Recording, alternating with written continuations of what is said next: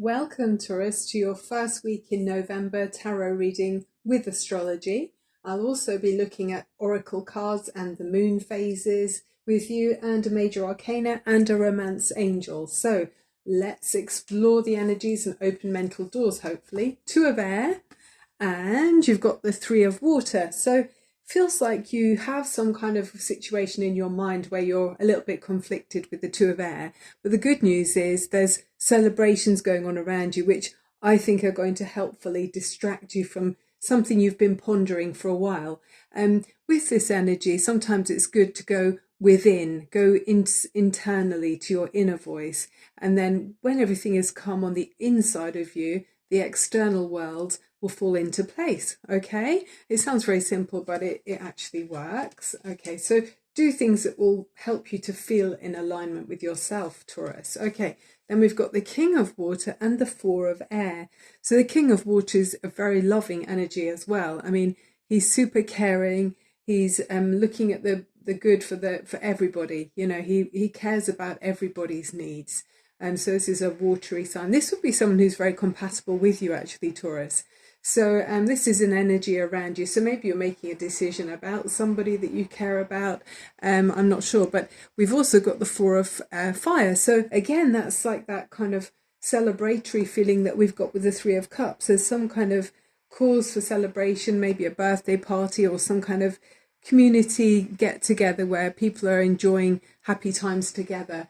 If we look at the astrology for November, we can see there's quite a lot of Venus around, and you are ruled by Venus, Taurus. So that is all about making things feel lovely, harmonious, you know, beautiful aesthetics around you. So trying to make life feel nicer. So maybe, yeah, you could be getting together with others to just make life feel better with, you know, this kind of watery, caring, loving energy. What's at the top of the spread? We've got the Six of Air. So this is like your rite of passage with this card. You might have been in turbulent waters, possibly about, you know, being in two minds about something, but now you're moving to calmer shores. That's what this is saying. We have got being in two minds on the 27th of November, a full moon in Gemini. We'll explore that a bit more soon with these cards here. But yeah, it's about, you know, trying to find ways to improve and making options as well. It can be about options too. So we'll explore that with those cards too. As you go forward, the Moon card. So we are going to, like I say, look at the Moon energy. This is in the coming, well, we've got changes in the Moon also. We've got the new Moon in Scorpio on the 13th of November. So Scorpio is about digging beneath the surface, wanting to, you know, confront issues, kind of a lot of Mars energy going on, fiery energy. So I mean, the moon isn't specifically about that, but I'm just talking about the moon cycles. So there might be something that doesn't appear to be clear, and maybe that's causing that uncertainty there. You feel like there's something else going on under the water, if you like, or if you're in the moonlight. Can you imagine if you're walking in the moonlight, things don't look quite the same. Their shadows can look like things are bigger than they are. You can imagine shapes and things that are not actually there, but also, you know, unseen things that you can't actually see that actually might be there. So the moon energy is something's not quite clear. So I feel like you're quite right to be taking your time about some kind of decision, possibly with the Two of Air, but happy times around you anyway, so it's not slowing you down. How are you looking as we go forward? Oh, it's upside down, the Ace of Water. So this is a gorgeous energy. The Ace of Water is happiness and joy. It looked like it was upside down there, but it wasn't when I actually put it down. So I'm not sure how that got turned around. If it was upside down, it just, for me, feels like a slight delay in something, you know, in your cup being completely filled with emotional joy, Taurus. So that might be once you come to a decision about something, a choice you might want to make. I mean, if you think of the Two of Swords or the Two of Air as being two swords, one sword is for one direction, clarity. The other would be obviously for another choice or decision the other way.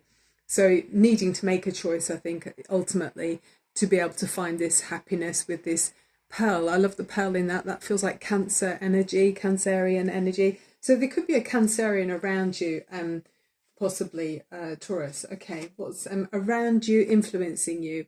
The Magician. So, I mean, if there is, I mean, it's a fantastic energy with the Magician. You know, if there's so much around you that's opportunities, so many opportunities around you with all of the elements here, water, fire, earth, and air, it can make a very interesting chapter, you know, that that you're in with the Magician.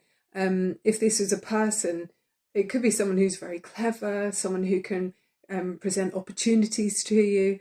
And if they're on your side, I mean, wow, they can be very beneficial as well.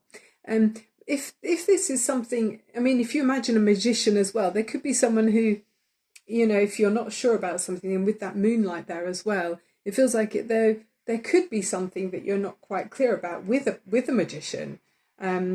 I'm trying to think with the magician. Is that Scorpio energy? I'm not sure. Like I say, we've got strong Scorpio influence in November, and that would be, you know, digging deeper and uncovering layers of the person, you know, the personality of somebody. Maybe somebody has got lots of layers to them, or dimensions to their personality. They might be quite complicated. Yeah, interesting. Hopes and fears as we go forward for you. Messenger of fire. So that's a great energy for being sociable, communicating with other people, you know, exchanging text messages, telephone calls, that kind of thing. So communication is key here with the messenger of fire. So communications, yeah, you might be discussing plans with people, sharing ideas, yeah, and it might be exchanging information to help you come to a decision, perhaps, Taurus. All right. And, you know, ruled by Venus, you like to have clarity and to make things feel calm and harmonious, I feel. Okay, the overriding energy is the Seven of Fire, and that's great to see because it's saying you feel unstoppable at this time. You've kind of climbed this, well, it's like a rock of, it feels like it's quite spiritual, a spiritual place, but you're up on top of this elevated area and looking down on anyone who would be challenging you, but saying, I know I know my own self, and I know where I'm at, and I know myself well enough to defend my beliefs and my position. So if anyone is challenging you or making you feel, you know, in two minds about something, or in two minds about a belief that you have, know that you can trust your own judgment here. Okay, Taurus, you have come from, you've experienced a lot, and I feel like you've got inner wisdom, okay, even though you might not realize it. Okay, let's look at these moon energy cards now. Like I say, let me just check on here, we've got, yeah, on the 13th of November, the new moon in Scorpio, and it says work through your fears. And that might be causing you to be in two minds about something if you're imagining the worst case scenario. So energy grows where energy goes, remember, Taurus. So focus on the positive, don't be held back by your fears. And then we've got this, the energy in Gemini, when it's a full moon on the 27th of November, it says the answers you need are coming. Okay, and I just wanted to mention about this card here, that the energy around the new moon, the full moon in Gemini. They mention with this deck here that words have enormous power. And it says, as metaphysician Florence Scovel Shin, sorry, I need to put my glasses on, I can't see, I'm just reading this from this Moonology Oracle guidebook. So Florence Scovel Shin described it as being, your word is your wand. So you create magic and your own reality every time you express yourself. So using words that are in tune with where you want your life to be. So really with that Gemini energy, they are very chatty. So around that time, make helpful affirmations, okay? Next energy oracle card is strategy. And I've only just noticed that today. It's actually got in very faint writing, journaling. It's something I'm starting to do. And the number 3 for creative growth, if you're looking at numerology. So definitely write down your affirmations and your plans and, you know, what you'd like to happen each day, and think about your truth in your life, you know, what's important to you, okay? Yeah, it's about helpful messages for yourself and to guide you. I mean, one day you might be thinking, I don't know, we all get distracted with plans and our responsibilities, but if you can have something in a noticeable place that you keep looking at it, it kind of sinks into the subconscious and helps you to remember these things when we're distracted with other things. Then we've got this DNA karmic card, and this is when we're looking at our DNA, we all have our ancestral memory in our genes of things that our ancestors experienced. But also it's about saying to recognize the persistent and loving communication from your higher self, that sometimes it might contradict the more familiar solutions before you. So sometimes we tend to go with automatic pilot of what's ingrained in our DNA. But every time you go for if you tune into your higher self, you're raising the vibrations of humanity. You're elevating your soul to a higher height. So sometimes don't go on automatic pilot, or go with what maybe your mum or your or father or an elder might have ingrained in you. And that might be part of moving away from an old pattern, even with that 6 of air of worry. There might be something you've grown up with worrying about. In actual fact, it's far more healthy to maybe connect to the higher source. And if you feel that it's going to help you, tune into a lighter vibration and see what your angels or guidance systems or frequencies might pick up. Okay. And we've got the animal of the eagle, and it says seize opportunities courageously. And you've got Archangel Bokpai around you. So if you wanted to ask Archangel Bokpai for guidance, make a little note and maybe put it under your pillow. Ask a question, and maybe in your sleep an answer will come to you, or a song or words or something like that. And then the crystal you got here, well, actually it's not a crystal, it is an energy kind of oracle card. It says here, unlimited ideas. It says your mind is one with God's, or whoever your God is, infinite mind. Therefore, you have complete access to unlimited ideas, guaranteed to bring blessings. All you need to do is take divinely guided action to allow these ideas to come to fruition. So, I mean, again, did you notice that that's looking at the moon?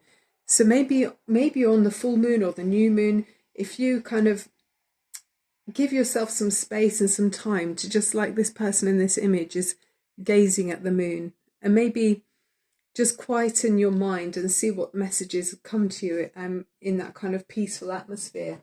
Okay, let's round up now with looking at romance angels here for love messages, and then a major arcana for any messages we might still have a question about here before we finish off. So I hope this reading is helpful for you. The only thing they say about with the astrology this month is that there could be a kind of aggressive energy or a flashpoint with, I think it's because of the Mars energy, isn't Mars the less peaceful sign, shall we say, and very fiery. So, if you find yourself in a confrontation with somebody, it's just good to take a minute and step back. I know that's easy to say, but and also I think sometimes it really helps. I was saying this in the previous reading, that when we're helping other people, or a really great way to defuse stress, and if you're in a confrontational discussion with someone, is to repeat back to them what they've said. So you go, okay, I hear that you've said blah, blah, blah. And that actually makes the other person feel less frustrated, and just that mere act of feeling heard diffuses the situation, or it can help to defuse the situation. So maybe try that technique. Okay, major arcana, ego, Archangel Jophiel. So that's it, there you are. It says a false sense of entrapment, being overly focused on material things, negative or fear-based thoughts. And that really takes me back to that DNA unlimited, or that limited idea with the 6 of air and the 2 of swords. So where you may have felt fear-based thoughts, that possibly it's been ingrained in your DNA from previous generations of people maybe didn't realize. Obviously they don't realize always. When we focus on, you've got to be careful when you go out in the world because this might happen, and in the law of attraction that's actually the opposite to being helpful. So rather focus on where you want your energy to go. So rather than saying, oh, worry about this terrible thing that you might bring into your life, say something else like, oh, make sure you have this wonderful thing that you're focusing on instead, you know, if you see what I mean. Right, romance and love energy for Taurus, all ruled by Venus, gorgeous energy of Taurus, loving harmony and sensuality. Lots of Venus in Libra on the 27th of November. So yeah, I mean, it's complementary. You might feel quite at home. Maybe you'll want to, I don't know, buy a sumptuous rug or drapes yourself in some beautiful soft material that's luxurious, and eat wonderful food and listen to beautiful music. It's all about that with Venus. Ooh, okay. So I've thrown some on the floor, but we've got a bundle here. I don't always go for that many, but we'll finish off with these for you. Stay optimistic about your love life.